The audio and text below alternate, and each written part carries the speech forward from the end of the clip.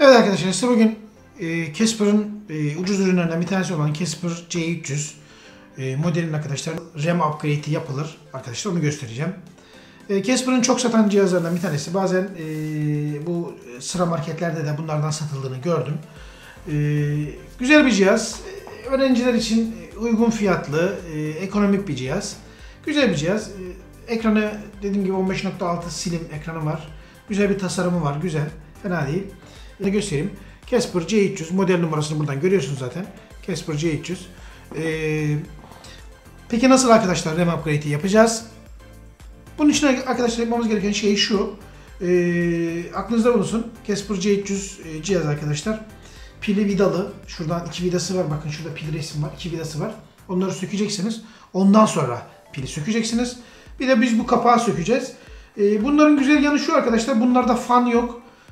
Çünkü üzerinde Celeron N3050, N3060 işlemciler var. Üzerinde Celeron işlemciler var. O yüzden çok ısınmıyorlar. Isınmadıkları için de içine fan koymamışlar. Hem maliyetini düşürmüşler hem de uygun yapmışlar. Öyle söyleyeyim ben size. Yapacağımız şey şu. Önce şuradaki iki vidayı sökeceğiz. Şunu söktükten sonra bu kapağı sökeceğiz arkadaşlar. Diskimiz burada. RAM yuvalarımız şurada bir tane burada, bir tane burada RAM yuvası var arkadaşlar. Onu sileceğiz. Ayrıca şurada havalandırma deliklerini de bir temizleyelim. Çok fazla sıkıntı çıkmasın. Sökelim. Başlayalım. Şöyle gene detay olarak göstereyim ben size. Bu tarz bir temiz bir cihaz. Şöyle açayım da göstereyim. Casper N50 arkadaşlar. Ayrıca Casper C300 arkadaşlar. Ayrıca Windows 10 da kuracağız ona. Windows 10'da nasıl kurulur onu da göstereceğim ben size. Onu da göstermiş olacağız. Önce vidalarımızı sökelim arkadaşlar. Söktükten sonra açacağız ve gerekli upgrade'lerimizi yapacağız. Tornavida ihtiyacımız var. Şöyle bir yıldız tornavida olması yeterli. Standart bir yıldız tornavida arkadaşlar. Şöyle ters çeviriyorum. İlk yapmamız gereken şey arkadaşlar tabii ki pili sökmek. Arkadaşlar aklınızda bulunsun. Her notebook tamirinde söylüyorum. Ben muhakkak ilk sökmeniz gereken şey pil. Çünkü cihazın akımını kesmelisiniz ki söküm sırasında oluşabilecek sıkıntıları arkadaşlar en aza indirelim. Şöyle önce şurada bir vida. Şurada zaten pil resmi var bakın arkadaşlar. Şurada pil resimleri var. Pil resimlerinin olduğu yerdeki vidaları söküyoruz. Bakın bunu aldım. Bunu da aldım. İki vidayı söktük. Şuradaki iki vidayı. Arkadaşlar burada güzel taraflardan bir tanesi tüm vidalar aynı. O yüzden söktüğünüz vidaları normal bir şekilde kenara koyabilirsiniz. Bazı cihazlarda söktüğünüz vida diğer yere olmuyor. O yüzden burada dikkat etmeniz gerek yok. Çünkü her vida her yere oluyor zaten. Vidalar standart. Şöyle pili yukarı doğru iterek arkadaşlar yukarı doğru iterek çıkartıyoruz. Pilimizi çıkardık. Şöyle kenara koyuyorum. Pilimiz burada. Pilimizi akımımızı kestiğimize göre arkadaşlar alt kısmı sökeceğiz. Ondan sonra gerekli upgrade'imizi yapacağız.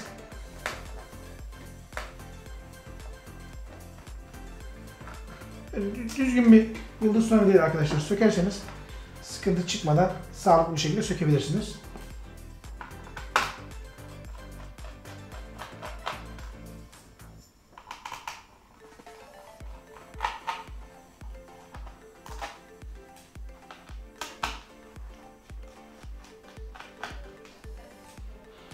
Bunları söktüm. Bir de şurada bir vida var arkadaşlar. Onu sökeceğiz. Hepsini söktükten sonra bakın şurada bir tırnak var. Evet, vidalarımızı söktük arkadaşlar. Bakın şurada bir tırnak bölgesi var. Oraya cımbız ya da hafif tornavidanın ucuyla böyle yukarı doğru kasmanız gerekiyor. Çok içeri doğru sokmayın. Anakartı bozarsınız arkadaşlar. Şöyle sadece kenarından şöyle tutup yukarı çekmeniz yeterli. Bakın kapak geldi. Kapak bir şekilde çıkıyor. Cihazımızın alt kısmını söktük arkadaşlar. Burada dikkat etmemiz gereken hususlardan bir tanesi burada hard diskimiz burada, RAM'imiz burada arkadaşlar ve diğer RAM yuvamız var. Peki RAM upgrade'ini nasıl yapacağız arkadaşlar? RAM upgrade'ini şöyle yapacağız. Cihazınızın iki tane RAM slotumuz var. Bunların bazıları 2 GB'da, bazı 4 GB'da geliyor. Siz yapmanız gereken şey şu. Elinizde bulunan diğer RAM'i arkadaşlar alıyorsunuz. Ya bu slota takıyorsunuz şuraya. Bakın şu şekilde. Bu şekilde. Ya da arkadaşlar isterseniz tek slot kullanmak istiyorsanız 8 GB'lık teknik slotu arkadaşlar buraya takabiliyorsunuz. Şöyle kenarlardan tırnakları sağa doğru çektiğiniz zaman arkadaşlar bu şekilde çıkıyor. Bakın ben bunu çıkardım. Yeni RAM'i arkadaşlar geliyorsunuz. Buraya takıyorsunuz. Şöyle taktıktan sonra şöyle tabii yönüne dikkat ediyorsunuz. Tırnak önemli. Takıyorsunuz ve tekrar aşağı doğru bastırıyorsunuz. Bakın bastırdım. Oturdu. Bu 4 GB'lık arkadaşlar bir RAM. Ekstra bir RAM takmak istiyorsunuz arkadaşlar. Bu diğer 4 GB'yı da diğer tarafa takıyorsunuz şu şekilde. Bu şekilde arkadaşlar her iki yuvayı da takarak upgrade'ini yapmış olduk. İstiyorsanız dediğim gibi 8-8, isterseniz 4-4 takabilirsiniz. Bu şekilde daha performans çalışacaktır. 2-4 de takabilirsiniz ya da 4-8 de takabilirsiniz. O size kalmış ama frekansların uyumlu olması lazım RAM'lerin. Bir de cihaz arkadaşlar bu bilgisayarda kullanılan RAM şöyle yakından göstereyim ben size. Burada da yazıyor.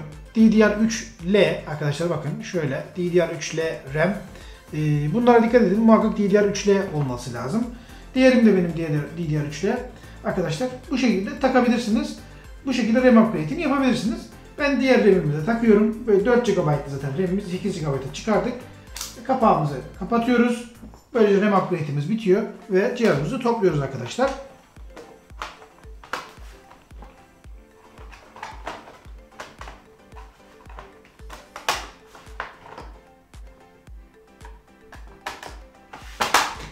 Bu şekilde kapağımızdaki vidalarımızı vuracağız.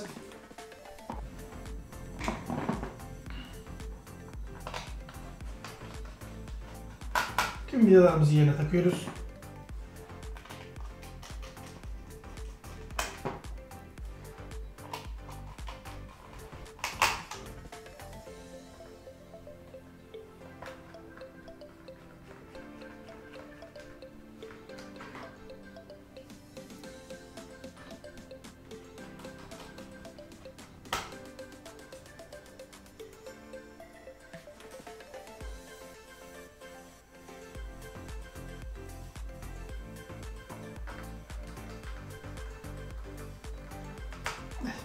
Şimdi pilimizi takacağız arkadaşlar. Pilimizi de bu şekilde yerine takıyoruz.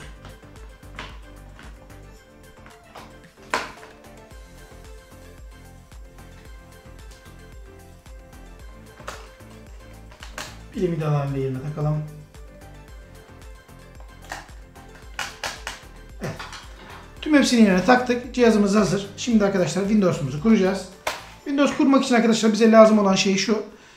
Windows kurulum CD'si ya da diski. Ben flash disk hazırlamıştım daha önce. Bunun nasıl hazırlandığına dair arkadaşlar eğer öğrenmek istiyorsanız videolarım arasında USB'den flash disk Windows'u hazırlama diye bir video var. Onu siz de seyredip kurabilirsiniz. Ben şöyle açayım. Bakın şöyle biraz daha yapayım. Bunun altına da bir şey koyayım. Böylece kurulumu siz de görürsünüz.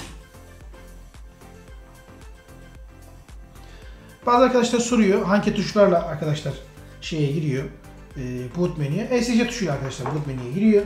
Şöyle taktım. Cihazımı açtım. ESC tuşuna basıyorum.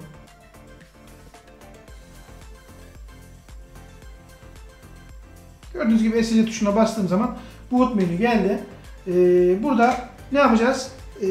Windows kuracağız. Buradan flash diskimizi seçiyoruz. Ne yapacağız? Buradan ne yapacağız arkadaşlar? Buradan flash diskimizi seçeceğiz. O da buradan UEFI SanDisk Partition olanı seçiyorum. Kurulum diskimi. Enter'a basıyorum. Buradan da arkadaşlar hangi işletim sistemini kuracağımı soruyor. 32 bit mi 64 bit mi? Ben de buradan 64 bit'i seçiyorum. Enter tuşuna tekrar basıyorum. Kurulumumuz başladı.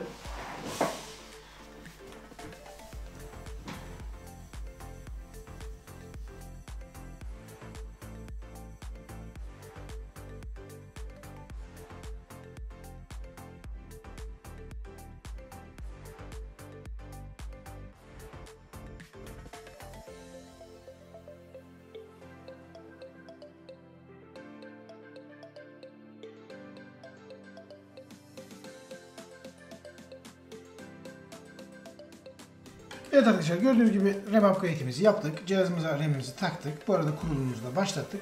Zaten kurulumda bir sorun yoksa RAM upgrade'imizde de bir sorun olmadığı anlamına gelir arkadaşlar. Gösterdiğim şekilde arkadaşlar siz de gösterdiğim bilgilere dikkat ederseniz bir sorun çıkmadan arkadaşlar Windows'unuzu kurarsınız. RAM upgrade'inizi yaparsınız.